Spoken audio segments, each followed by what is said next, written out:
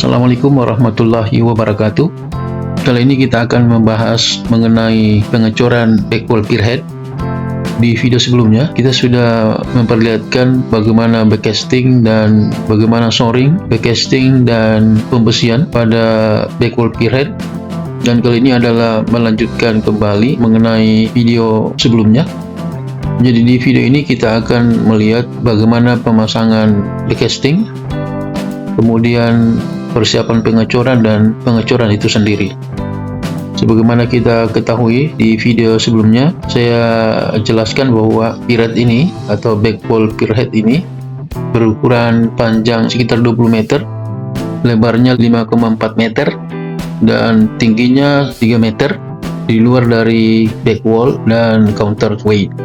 Kemudian untuk backwallnya sendiri lebarnya 1,8 meter. Dan nanti di backwall ini akan duduk main support untuk launching gantry. Itu sebabnya dibuatkan backwall di pertengahan pierhead ini.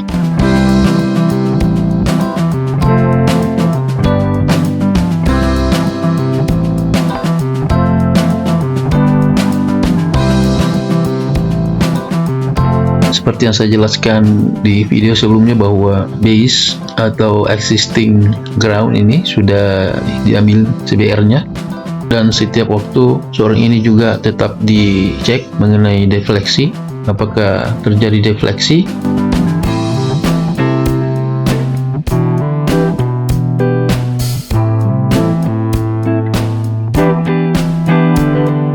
Kalau Anda perhatikan, foam walk ini sudah terpasang. Adapun foam walk ini adalah foam walk dari plywood dengan ketebalan 1,8 cm.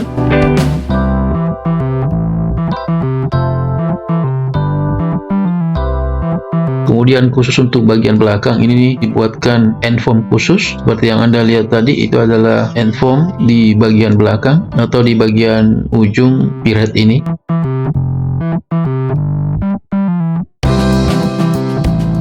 Terkait backcasting, terutama di bagian samping ini, karena dikhawatirkan akan jebol pada saat dilakukan pengecoran, jadi harus dilakukan analisa mengenai pembebanan. Dalam hal ini tekanan lateral yang disebabkan oleh beton itu sendiri. Kemudian harus dilakukan model pembebanan untuk foam walk. Terkait dengan ketebalan foam walk ini juga harus dilakukan analisa mengenai tegangan lentur, tegangan geser, dan defleksi. Begitu juga dengan roller yang dipakai di sini, kita juga harus menganalisa roller, baik tegangan geser, momen, begitu juga dengan defleksi. Kalau Anda lihat, ini adalah pembersihan besi dan foam walk dengan menggunakan air yang bertekanan. Jadi pembersihan ini dilakukan karena banyaknya sisa-sisa kotoran-kotoran, terutama pada saat dilakukan pembersihan dan pemasangan backcasting. Jadi ini yang harus dikeluarkan kotoran-kotorannya. Kemudian setelah dilakukan pembersihan, maka end foam yang tadi dibersihkan ditutup.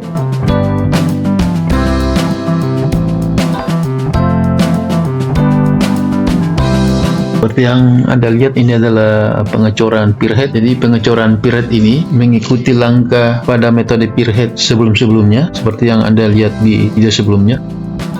Hanya saja membedakan adalah dipasang block out bagian struktur yang belum dicor, yaitu struktur backwall. Untuk block out itu sendiri menggunakan plywood yang disangga dengan pipa baja sehingga pengecoran pierhead tidak penuh. Pengecoran ini dilakukan dengan menggunakan konkrit pump. Adapun mutu beton yang dipakai yaitu FC40, namun sebenarnya bisa menggunakan FC35 hanya karena percepatan ini sehingga harus menggunakan FC40. Karena penampan dinding lebar, maka diperlukan bantuan vibrator eksternal di luar dari vibrator internal agar tidak terjadi honeycomb, terutama pada bagian sambungan. Karena ini volume besar, maka yang dicor adalah pierheadnya dulu, kemudian nanti bertahap ke atas, yaitu ke backwall. Terlihat bahwa launching gantry sudah bersiap untuk menyeberang ke pierhead yang sedang dikerjakan ini, namun akan berpindah setelah betonnya cukup kuat menahan beban LC ini.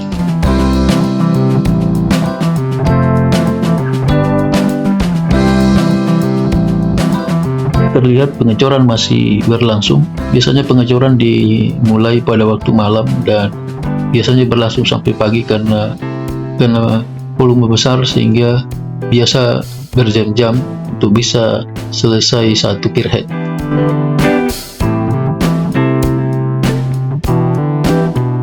Kalau Anda lihat, pengecoran ini sudah selesai, terutama di bagian pierhead. Yang tersisa yang belum dicor itu adalah pedestal, kemudian juga ada back wall, dan back wall ini akan dicor kemudian setelah beberapa hari setelah beton ini cukup kuat menahan beban.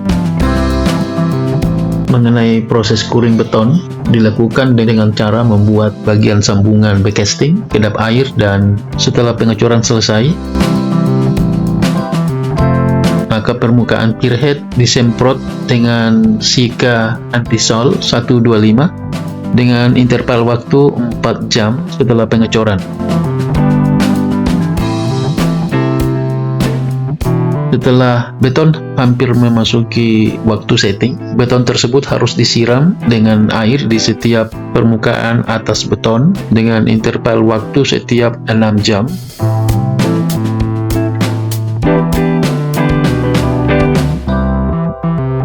Kemudian permukaan pierhead ini ditutup dengan plastik atau geotekstil. Kemudian kondisi basah ini dipertahankan antara 3-7 hari.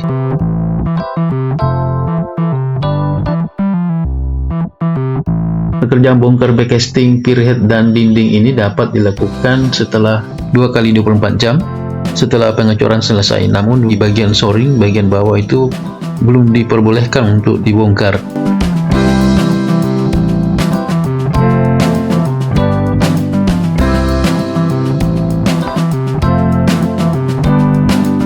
Untuk backcasting dinding dimulai dari pelepasan tie rod, kemudian dilanjut untuk pembongkaran panel plywood hingga semua backcasting dinding terbongkar. Kemudian untuk backcasting panel baja bisa dilepaskan setelahnya. Yang Anda lihat ini adalah pembesian back wall yang akan dicor kemudian, dan ini masih ada sebagian pembesian yang belum dipasang. Saya kira demikian video kita kali ini. Namun sebelum closing, silahkan di like, subscribe, komen, dan share video ini. Terima kasih. Assalamualaikum warahmatullahi wabarakatuh.